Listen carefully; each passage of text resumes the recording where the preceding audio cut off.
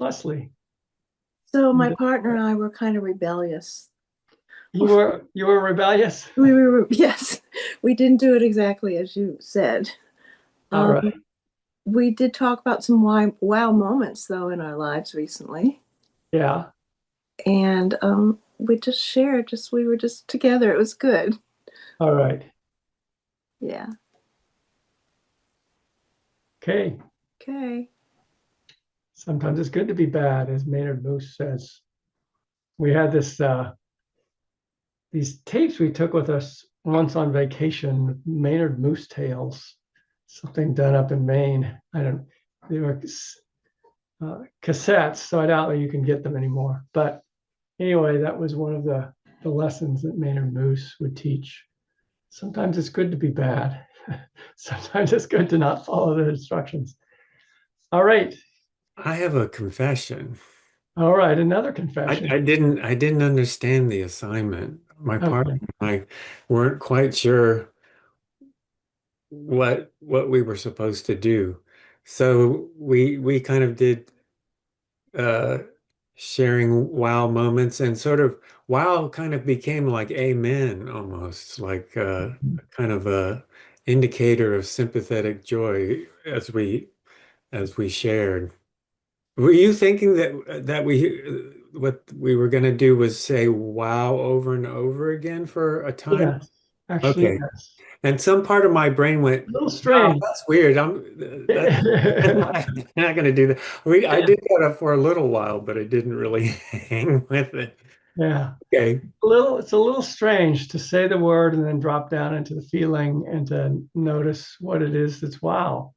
But it's more of an interior experience that way than, like sharing the story of wow with the other person. That's what I had in mind, but it sounds like you made good use of your time. Did anybody do what I thought I was asking you to do? Can one report on it? How it went, what it felt like, what it was like? I don't need you all to confess if you've not done it exactly that way. Now I Okay. want to try it. Now I'm like, oh, well, Are okay. you curious? Try saying wow for a couple of minutes Yeah. and see how it works. Yeah, it reminded me of like the exercise we did with human, which was kind of nice in a way of like bringing us on the same plane. But this one, the word "wow" for me, well, first of all, when I did it, I just said it once, and something interesting happened that I was used to try to make happen. That it just kind of started. That my hands are I'm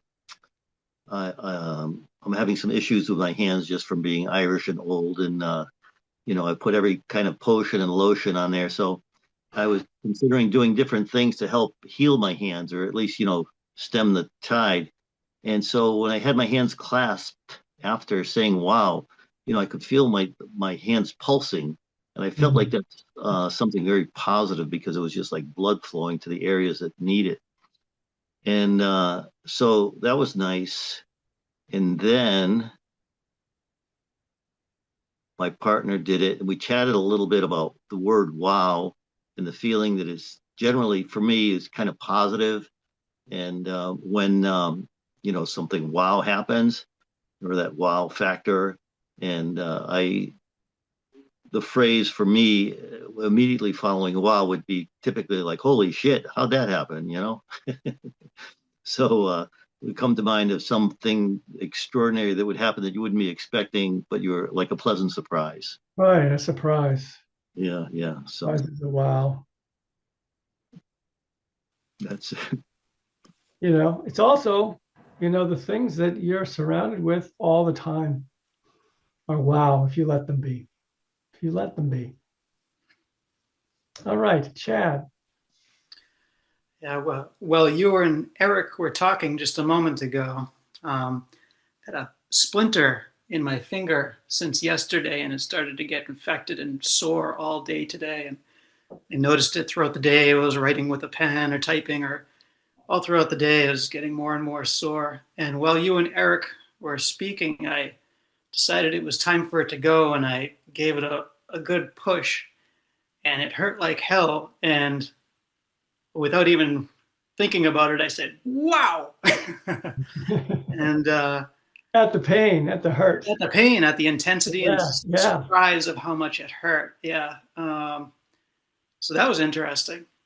And my partner and I, my partner was talking about pain as well, of a kind of longer, more surprising in its own way, to be kind of hit with something that's limiting when you've been healthy, and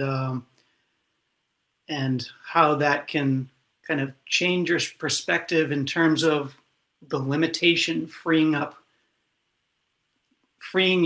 you up in other ways. And I hope I'm interpreting this correctly, but I got the sense that it was the wow was how a limitation you can kind of shift your perspective on it, and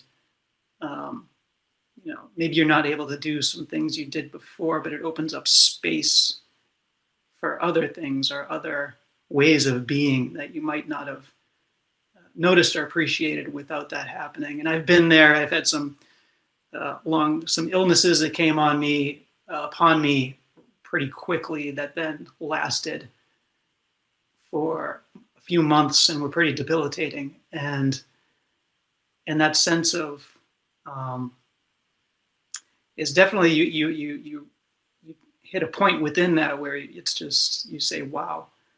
And there's a kind of surrender that happens in there because you push against it and it goes against all the things you wanted to be and do and all your intentions and plans, and sort of the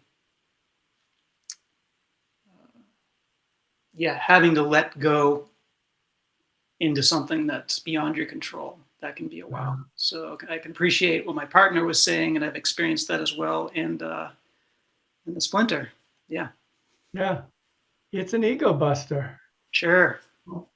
Illness where you can't do what you want to do. You can't do the things you think are important, and instead you have to accept what's there. It's definitely an ego buster.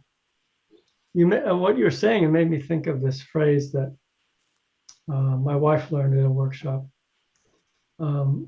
which is just a way to reframe any situation, which is, what's right about this situation I'm not getting?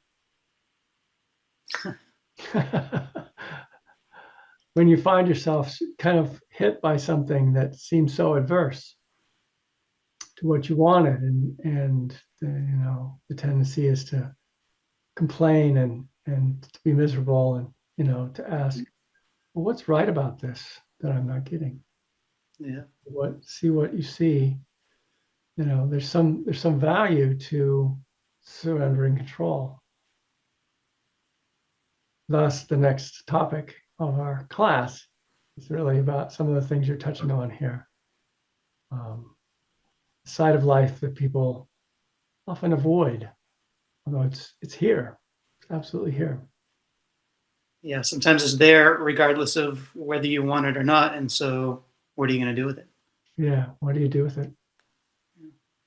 All right, thank you. Thank you, Chad. All right, anyone else, either to talk about this exercise or talk about the things that wowed you during the week? What brought up wonder? So I found myself finishing our meditation this week, and at the end of it, just feeling such a smile and noticing that real connection with the mind and the body and the focus in each part. And to me, that was wow. And so coming from that and going right in with my partner, that was the first thought that I had was, wow, this mind and this body. And then what about the soul? Where is that in between all of this? Is it the mind? Is it the body? Where is it? And that to me was just wow. And then we were noticing other things that really gave us wow. We had a connection through someone, and an appreciation for that person's writing. And then I was, wow, over the writing. And it sort of flowed, like sort of like a river from one thing to another. A It was nice. contagion of wow. Yeah, that's Yeah. what it felt like. And the smile kept getting bigger and bigger, and I felt my face smiling, like, oh, wow. Yeah, All right. Lovely. amazing. Thank you.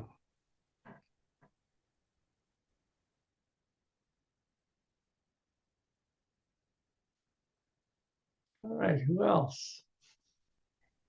I don't really have, I'm not, I, I don't want to relate an experience, except I just, I felt all week that I needed to put this out here in this forum.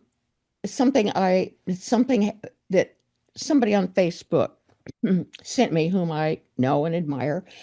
And it was an excerpt from a neuroscientist writer who's quite famous, whom I'm embarrassed to say I hadn't heard of him, Tom Holman. Tom Holman. Not ringing a bell for me either. So Oh, you're well, not the maybe only poor person who hasn't heard of him. that's his last name, Hol, but I'm not sure of the first. Uh-huh. He has, he writes a lot about consciousness. Um, and so I said to my friend, I said, oh my gosh, I don't know that name. I've got to look him up. Okay. Because the excerpt was talking about we're all worried that robots can turn into humans, that they can program them to turn into humans. And there are a lot of theories about that, about whether they can or they can't right now. And I didn't know that. There are all these theories. Well, this guy, Tom Holman, he wrote this book. I open the sun and I just think his theory is that his theory that he's not quite sure of, but he's pretty far into it in the excerpt was just that, because my friend was concerned about that issue of robots turning into humans. And so his hypothesis is that our human hearts are where our feelings are. And a robot, it doesn't have that. And you cannot program in human feelings. He didn't quite say that. It was about consciousness. His word is usually consciousness. But he said feelings. The heart is where the feelings are. I was so struck with that because I got that on my Facebook right after uh, there was a real focus on the heart in here with you. And I think you were talking about thoughts a lot, kind of the role thoughts play with, you know, not just getting rid of them, all that. But it's Sunday. I get the Sunday paper, which I have not felt, I usually read it top to bottom, but I have not felt particularly well to read it. And so, or up for it or whatever. And so I picked up the Sunday paper, which my husband brought on the cover of the book review section, if you have that, it says something about consciousness, Tom Holman's new book. This guy I never heard of it had this thing that I was so taken by. And I sent it to some friends. I was so taken by it. And that was amazing. That was sort of extraordinary. And I opened it up and I read the article. It was 2 pages long. Book reviews tend to be, sometimes they're longer. I was thinking it'd be longer. Okay. And the excerpt that they had taken out for the paper version, some people get the digital, my husband gets the digital, and they edit. I hadn't really they read it for the, sometimes you don't even get the article on the digital. You get more articles on the digital than you get on the paper with all the changes to digital. I love the paper, so I get that. And that was not in it, but it was clearly, maybe I'm wrong. It was a book review. See, it wasn't by him, but Right. they didn't mention that. And so I was hugely disappointed, you know, and I kept saying, no, this is a book review. So I understand that they would edit a book review. Anyway, I'm going on and on, but uh in It it, was a remarkable coincidence. isn't that remarkable? And Yeah. also it was remarkable, more so, much more so, that, but it just enhanced that I had heard your talk just a few days before. Didn't it just opened up this whole new area for me, and I loved it. That his theory, there are about 20 of them or something in the book review that it said there are all these different ones bouncing around, and so I just loved it that it fit into your emphasis on the heart, compared to the thoughts, kind of, and where the thought. Anyway, I loved All that. right. Well, thank you. I'm glad you thought of me. I did. I Yeah, did. It was very striking. Yeah. it's one of my kind of observations in life is there is an intelligence, a heart intelligence that's distinct from the head intelligence. That's what It your word was. knows value and meaning and all those things that the modern world has consigned to the arbitrary, there's no basis for them. They're just arbitrary Right. because we don't acknowledge the intelligence of the heart. And that was the word you used, I think, was intelligence. Yeah. So, and I didn't know, in the excerpt I read from my friend, I didn't know. I thought that that was a really, really solid theory, and I didn't know how many there were. And in the book Yeah. review, it said there's something like 22, Yeah. Anyway, All right. Well, thank you. Thank you. okay. There's a whole world out there if you want to read about it, about consciousness. Consciousness. Well, he does apparently You know, write all more sorts of about it. theories.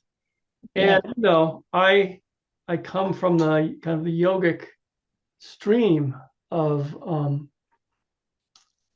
learning and teaching, which is very experiential, which is like sit down with your mind and observe, sit down, Mhm. what is consciousness, let consciousness awaken to itself and what happens, and those sorts of things.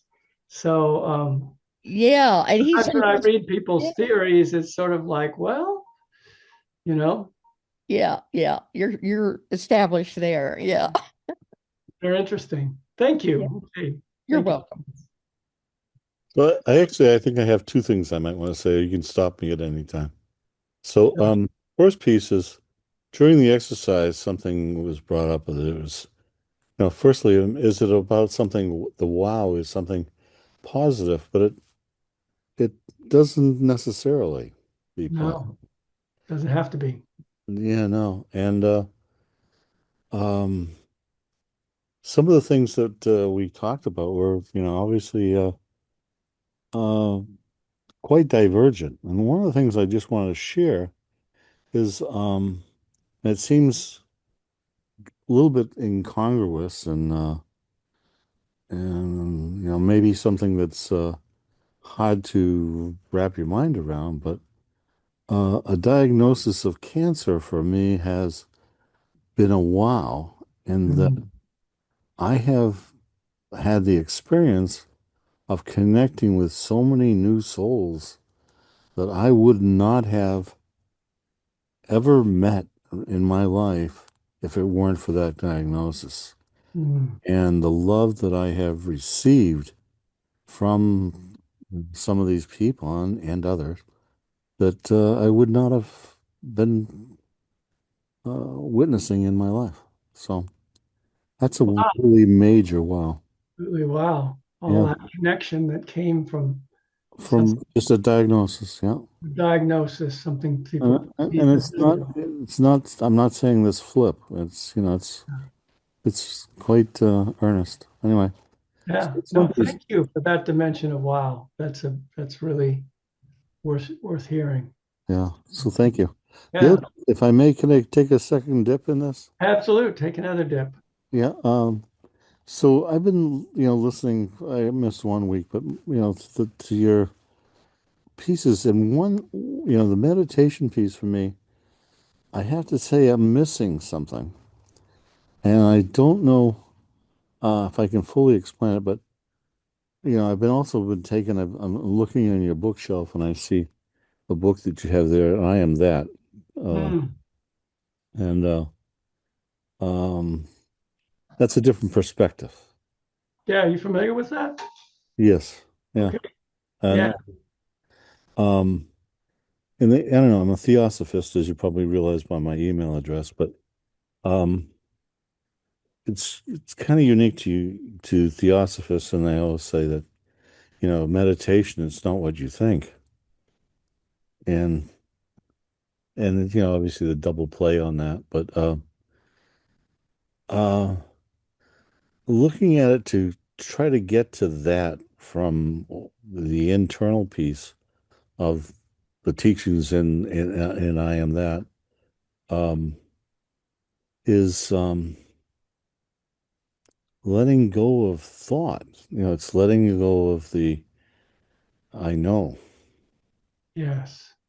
And because I find that our whole society right now is following the, scientific and looking for answers in that and some gleaning of some positive piece of future. And I think what I would love to hear is what, what you don't know from the place of not knowing. Hmm. That's where the potential and that's where I think the growth is. Or at least the potential of growth, possibility of possibility in not knowing. So I just wanted to say that here. All And right. Thank you. yeah, so thank you. Very worth saying. Thank you. Thank you. Interesting. Yeah. No, thank you for bringing that up. We may touch in a little bit on some things from the non-dual tradition today.